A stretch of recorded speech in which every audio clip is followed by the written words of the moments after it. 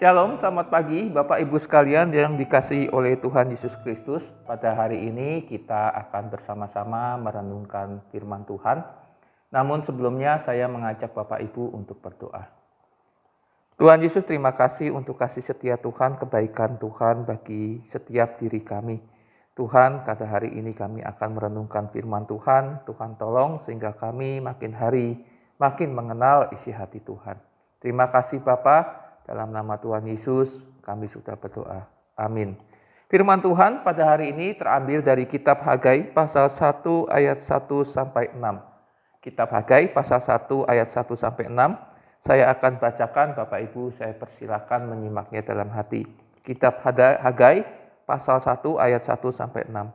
Pada tahun yang kedua zaman Darius dalam bulan yang ke-6 pada hari pertama bulan itu, datanglah firman Tuhan dengan perantaraan Nabi Hagai bin Zerubabel bin Sealtiel Bupati Yehuda dan kepada Yosua bin Yosadak Imam Besar. Bunyinya, beginilah firman Tuhan semesta alam. Bangsa ini berkata, sekarang belum tiba waktunya untuk membangun kembali rumah Tuhan. Maka datanglah firman Tuhan dengan perantaraan Nabi Hagai. Bunyinya, apakah sudah tiba waktunya bagi kamu untuk mendiami rumah-rumahmu yang dipapani dengan baik, sedang rumah ini tetap menjadi reruntuhan. Oleh sebab itu, beginilah firman Tuhan semesta alam. Perhatikanlah keadaanmu, kamu menabur banyak, tetapi membawa pulang hasil sedikit. Kamu makan, tetapi tidak sampai kenyang. Kamu minum, tetapi tidak sampai puas. Kamu berpakaian, tetapi badanmu tidak sampai panas. Dan orang yang bekerja untuk upah, ia bekerja untuk upah yang ditaruh dalam pundi-pundi yang berlubang. Bapak Ibu sekalian, kitab Hagai ini mengisahkan bagaimana bangsa Israel sudah kembali daripada pembuangan. Nah, ketika bangsa Israel kembali dari pembuangan, bangsa Israel membayangkan tanah mereka, rumah mereka di kampung halaman masih dalam kondisi yang sangat baik. Ternyata mereka melihat bait Allah hancur lebur, kampung halaman mereka juga hancur lebur. Nah, Bapak Ibu sekalian yang dikasihi, disinilah yang membuat bangsa Israel yang tadinya semangat menjadi jatuh lemah, letih, lesu. Sehingga mereka mulai memikirkan bagaimana saya hidup, bagaimana perut saya bisa terisi, bagaimana saya bisa membangun rumah ini.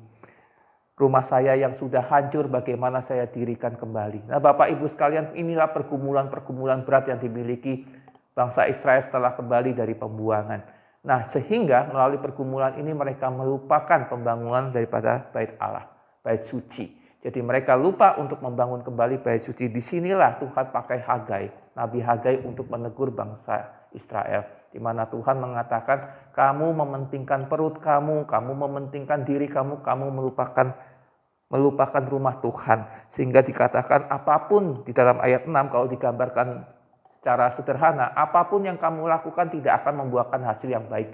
Karena kamu sudah melupakan Tuhan, kamu sudah tidak melayani Tuhan, tapi kamu mementingkan diri kamu sendiri. Nah, Bapak Ibu sekalian, firman Tuhan ini mengajarkan kita, seringkali kita juga di dalam pergumulan hidup kita menemui pergumulan-pergumulan yang berat. Dan itu setiap manusia pasti mengalaminya. Mau orang percaya, mau bukan orang percaya, semua mengalami pergumulan berat. Tetapi yang jadi masalah adalah ketika kita mengaku sebagai orang percaya, seringkali pergumulan-pergumulan ini bukan membuat kita mendekat pada Tuhan, tetapi justru pergumulan ini membuat kita menjauh daripada Tuhan.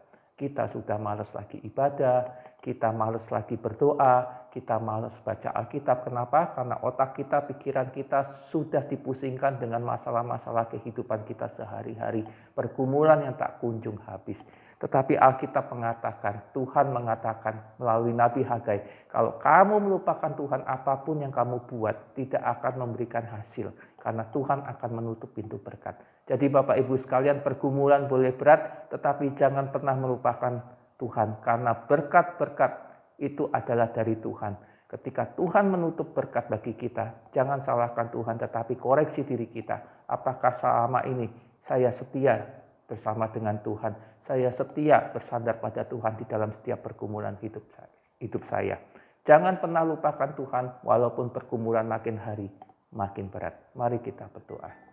Tuhan Yesus, terima kasih kami sudah merenungkan firman Tuhan. Biarlah melalui apa yang kami renungkan, kami tetap bersandar pada Tuhan. walaupun pergumulan-pergumulan berat sering kami hadapi. Terima kasih Bapa, dalam nama Tuhan Yesus kami sudah berdoa. Amin.